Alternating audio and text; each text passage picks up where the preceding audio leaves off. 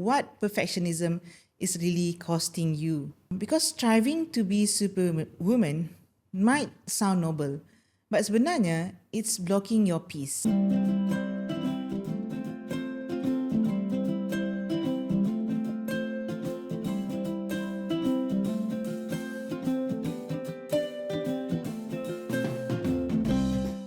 Hi ladies, hello mamas, Assalamualaikum.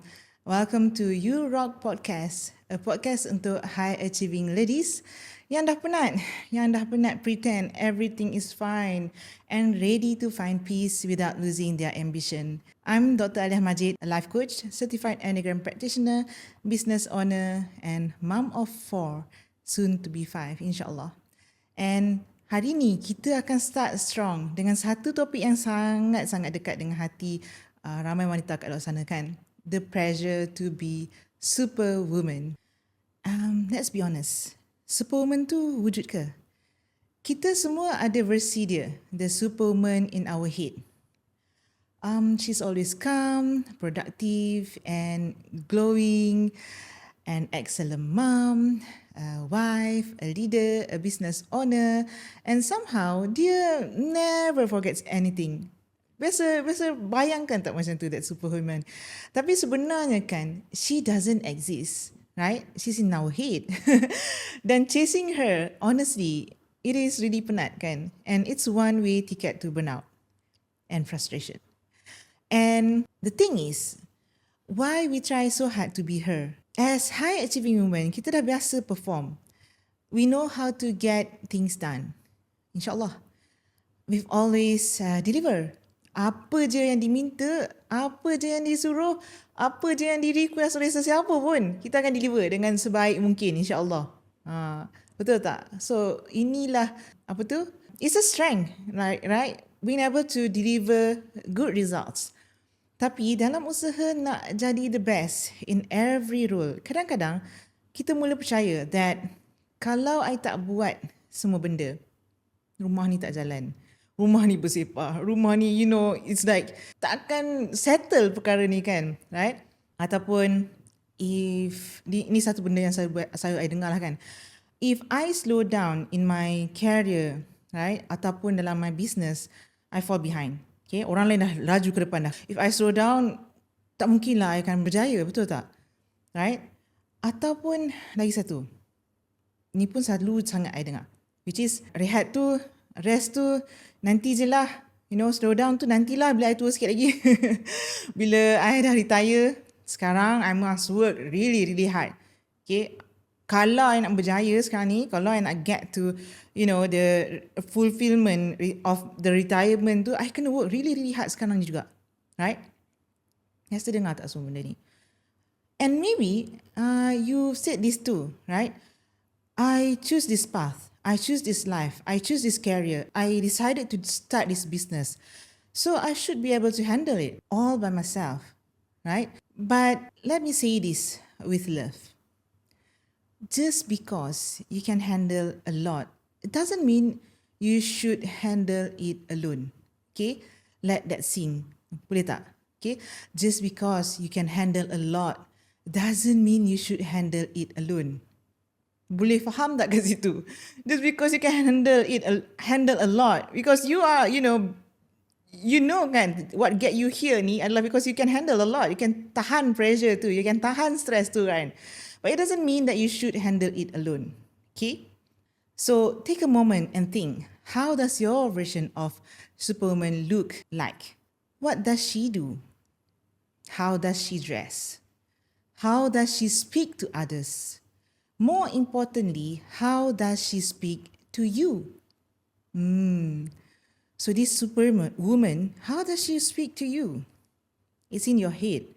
Some of us imagine her being super soft and graceful. Others might imagine her as a fierce and unstoppable woman. But here's the truth. If she constantly makes you feel not enough, maybe it's time to retire her. Okay? So remember this, if the superwoman in your head, she keeps on constantly makes you feel not enough, then maybe it's time to retire her. So get her out of your head. If you are listening now, maybe you are already exhausted from trying to keep up with her. So I want you to name her. Literally. Apa yang you akan panggil dia? What would you call this version of you that tries to do everything and never rest? Apa nama dia? So for me, mine used to be the Professor Perfect. Professor. Okay? Because that's what I feel like in the Superwoman version of myself. She always needed to know everything, every single thing. You know, dalam dunia ni, you know, bila kalau orang lain tu tahu certain benda tu, I nak tahu lebih. Ataupun, oh, kalau if somebody said that these things, you know, these skills is something you need to master in order to get ahead, I nak master lebih lagi, right? Ataupun, you know, oh, in order to do all those things, of course I need to plan, right? Plan every single thing in my calendar, squeeze in every benda yang I nak get it done. And never complain. Itu perkara dia, kan? And always smile. That is the Superwoman in my head. Tapi deep inside, I was crumbling, right? Trying to get ahead with this version of superhuman. I was feeling like I'm not enough, right?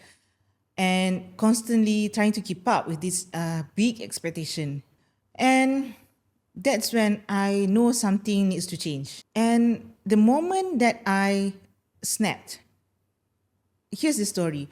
It was during my PhD in Japan. I was juggling academic research and anak-anak pun kecil lagi time tu 2 orang. And, you know, trying to be a good wife and mother and trying to be the good girl achiever, you know, trying to keep up with all of the expectations, kan.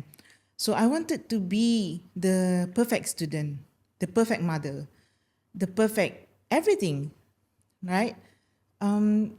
Semualah bendanya ada list dia, kan, betul tak? Even I remember this one of the book that I read, kan, it's called The Checklist Manifesto. So I try to create my life based on checklists. So in order for me to achieve all of the things, like with my kids, there's a long checklist before they go to their nursery, kan, time tu. In order making sure that semua benda tu ada, kan. And you know, it was in Japan. So there's of course banyak perkara yang I need to prepare in order for them to be able to, like, you know, there are bentos, I kena plan untuk dia, and then the activities and so on, kan. Of course, semua benda tu akan ada checklistnya. And not to forget checklist for myself, right? With my own study, kan. There's always a checklist, right? Tapi here's the thing. Bila anak-anak tantrum, bila anak-anak wants your attention, right? Bila research pun, it's not getting the result that I wanted. You know, biasalah kan, kita plan, kita research, kita gain that knowledge, kita, you know, we've already try so hard to do it, but it was sometimes, kan, it didn't go like the way we plan. Of course, kadang-kadang kita rasa penat sangat, kan. The way that I snap is by suppressing my emotion, like being really, really numbed, right? So I don't feel happy, I don't even feel sad, because I just don't acknowledge the feeling, the real situation, acknowledging the what is it that I was feeling at that time. And of course, with the time yang agak tak ada space langsung tu, kan, I didn't have space to feel, to acknowledge my feeling. So what happened is that I snap easily on small things. Actually, this akan berlaku dengan perkara yang amat kecil. Like, you know, siapa buang sampah, you know, things like, you know, if the house get messy, and then all those things, kan, yang hanya kecil-kecil tu, kan. You know, kalau benda tu waktu biasanya you just can tidy it up and so on kan. Tapi bila you dah diambang penuh dengan frustration macam tu kan, you can snap. Like for me, I snap easily on small things. Another thing is that I blame others. I blame my husband, I blame my mom, I blame, my lecturers, blaming others. And later, the same pattern came back also when I started my coaching business. That pressure to be on all the time, right? So even with the business, right, it is something that I really want to do. Tak ada siapa pun yang paksa I do it, right? Tak ada siapa pun yang think like, this is the checklist of, as a business, this is step by step, the things that you have to do. If you do it, then you get successful kan? No, it doesn't work that way kan? In a business, you create the business the way yang you nak create kan, betul tak? But because it is really ingrained in how I show up, that pressure to put on like a really perfect, the really perfect shows kan, to be on all the time, to coach like a pro, to serve clients and still be present with my family, with my kids, right? And it caused me a lot of pressure. Tapi dalam hati, there was so much guilt, so much tension, tanpa I sedar. It was until later when I feel stuck, like seperti macam buat apa-apa pun macam tak kena. And I didn't know lah at that time what it is, why is it that way, right?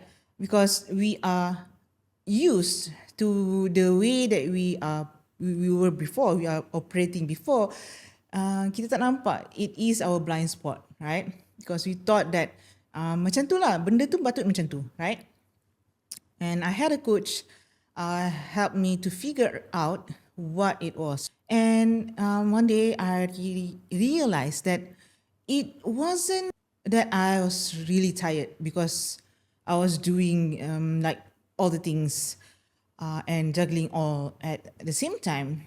It was because I was tired because I was carrying a version of success that didn't even belong to me. Okay, so this version of success is actually bukan something yang really aligned with who I am. It's not really authentic to myself. Even carrying that makes me feel exhausted, makes me feel tired, right? Tapi of course time tu directly tak adalah saya nampak benda tu immediately. It really needs deeper work with a coach that helped me to figure out that thing, right? So even after I decided to start my coaching business, that superwoman mindset didn't just disappear. I know all about this, meaning that I know in the trainings that I had, I know that perfectionism is not something that you should hold on to and so on. And it's just I'm blinded by it kan. And I remember satu minggu tu, I had back-to-back coaching calls. And my kids were all at home that time because it was back then during COVID. So I started this business during COVID, right? So you tahu lah kan during COVID macam mana. And that time, we just came back from Japan lah. So there's so many juggling, meaning that transitioning with the Malaysian punya lifestyle kan. Ini bukanlah Malaysian punya lifestyle, but it's like, with the school system in Malaysia, which I dah left before this kan. So to understand benda tu, untuk get my kids to school and so on tu, I was juggling, right? I was trying to manage my kids, I was juggling my business and, taking care of the household and being a good wife. And there were times I felt like a failure, right? Bukan sebab I failed, but because I was trying to do it all alone. And at the time, I didn't know how to ask for help. I didn't want to be that coach yang tak boleh handle her own life, kan? I was trying to like macam show that is I'm the perfect person yang didn't messed up. Yang tak perlu bantu orang lain kan. Tapi once I finally started asking for help dengan suami, dengan other people in my business, and even in my prayer. Of course, in my prayer, that's the main one, right? Asking for help. Things began to get softer and softer, right? And it wasn't instant, but I started to feel like human again, right? Like myself again, like really aligned with who I really want to show up in this world. Okay, let's break it down. What perfectionism is really costing you? Because striving to be superwoman might sound noble, but sebenarnya it's blocking your peace. Here's what it steals. It steals your ability to truly rest. Yelah kan, bila you try to be superwoman, kalau you bayangkan superwoman kan, dia tak rest kan. Dia macam boleh handle semua benda kan. Any emergency, anything that came in her way, dia boleh buat kan, betul tak? And of course, kalau you keep on showing up like that, what happen is that your connection with your kids is stolen away too, because sebab your mind sentiasa elsewhere, right? The next thing, the next to-do list, the things yang you tahu you kena buat, check, right? So the real connection, the conversation with your kids, really looking into their eyes and asking about their days and really knowing them as a person, right? Akan hilang. And your joy, so your joy, your happiness matters. Your joy in the season that you are in right now akan hilang kalau you keep on putting the pressure on, putting the superwoman hat on, kan? Are you really enjoying showing up that way? Or if you do, then you do you. But for me, the superwoman that I imagine is like so far away that it steals my joy from my life, right? And most of all, it steals your trust. It steals your trust in yourself. Okay? You hilang kepercayaan kepada diri you sendiri. Yang di mana you as a human right now, you know how to make decisions. You are able to listen to your own instinct and inner wisdom. Okay? So perfectionism isn't empowerment. It is fear in a cute disguise. So many high achieving women fall into this cycle, not because we are weak, but because we've been rewarded for pushing through. Think about it. Sejak kecil lagi kan, we've been praised for being pandai, boleh diharap, tough. So when we're not doing everything, it feels wrong. It feels like, I should be able to do this by myself, right? Because kita dah biasa being rewarded with it, right? We tie our values to our output. We think rest is for people who don't have big dreams. Rest is for lazy people, kan? So, but I want you to know this. Your worth is not in what you do. It's in who you are. Even when you're still, even when things are messy. Just imagine if you let go of doing everything alone and let it be easier. Not lazy, easier. What could that look like? Maybe it's choosing to let go of a task. Maybe it's allowing your partner to step up, even if it's not done your way. Kat sini kan, biasalah kan, bila kita minta husband kita tolong dia, mestilah lain sikit kan outcome dia kan.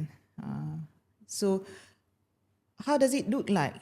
Maybe it's trusting your clients will still respect you even if you take a slower week. These small shifts are not weakness. They are wisdom. So ladies, so mamas, listen to me. You don't have to be everything for everyone. You don't have to be productive all the time. So coming from a high-performing coach, right? Yeah, I see this a lot. You don't have to be productive all the time. You don't have to wait until you burn out to start slowing down. Because ketenangan tu bukan luxury. It's your right. Now imagine, what if rest become part of your plan? It's not something yang, okay, I do later, but it is in your plan. You are planning to rest, right? Today I'm going to take time off. Like the whole day, I just want to rest, okay? What if that become part of your plan? So this is one of the things that I have been doing, I think, for so long, maybe since 7 years ago. So I once in a month, maybe satu hari, I will just take time off and do anything that I wanted. Maybe for go out for massage, maybe plan a lunch date with my girlfriends. Maybe it's just like, laying slow at the house, catching up on Netflix, whatever it is. Because you understand, right? Even in Sabtu Ahad, right? Saturday, Sunday, most of you here are listening are moms, betul tak? Kebanyakan masanya Sabtu Ahad tu mungkin lebih penat daripada tengah minggu tu kan. So try this. Maybe rest is something that you've planned. It's already part of your plan, right? And imagine this, if saying no wasn't selfish. You can say no if you are not interested in joining the next event. You can say no if you are not interested or you don't want to commit to that next project. You don't have to feel guilty of saying no. And what if you are able to let go of doing it perfectly and started doing it authentically, doing it the way your best version of self would like it to be? The thing is, your kids tak perlukan Superwoman. They need you, they need the present you, the soft, the grounded you, and it starts from within. So I want to invite you to pause and reflect. Take a few minutes, maybe after this podcast, and write down, what would I do differently this week kalau I tak perlu prove anything to anyone? What would I do differently this week kalau I tak perlu tunjuk kat sesiapa pun yang I boleh handle everything? Kalau I tak perlukan validation dari luar. And kalau success tu ikut definition I sendiri. How does it look like? What would I let go of? What would you choose instead? Okay, so if today's episode felt like a deep exhale, like finally letting go of the Superwoman myth, then I have something special for you. It's called the Calm Within Workbook. And this free, gentle guide was created especially for high-achieving moms and ladies like you who are ready to release the pressure, reconnect with themselves, and find clarity without adding more to your plates. So inside, you'll get deep, thoughtful journaling prompts to explore your energy, emotions, and expectations, and reflective questions to help you redefine success on your terms, and a quiet space to listen to your inner wisdom again. You can download it now at the link in the show notes or DM me the word calm on Instagram, aliyah.majid, and I'll send it to you directly. You don't need to hustle for peace. You just need to pause for long enough to hear your truth. And the calm within will help you do just that. Thank you so much for spending time with me in this episode. If this episode spoke to you, share it with another mom who's been trying to hold it all together. And follow the show, and I'll see you in the next episode where we'll talk about overwhelm. Satu lagi perkara yang amat besar kan? Overwhelm, what it really means and how to listen to it. You don't have to be Superwoman, you just have to be you. You rock, and I see you soon insyaAllah. Bye-bye, Assalamualaikum.